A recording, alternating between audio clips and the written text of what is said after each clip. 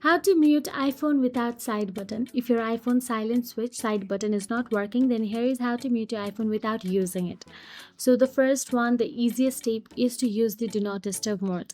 Simply drag down the control center from the top right corner of your screen, and then you will get to see focus mode option available. Since I already have my do not disturb mode on, so you won't get to see focus.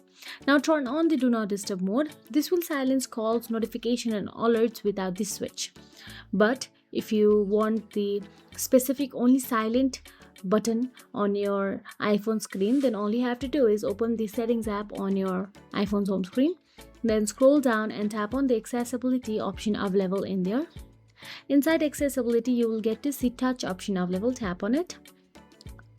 Inside touch, make sure that your assistive touch is turned on. Now once you turn on the assistive touch, simply tap on the floating button. Once you tap on it, all you have to do is tap on the device, then tap on the silent mode.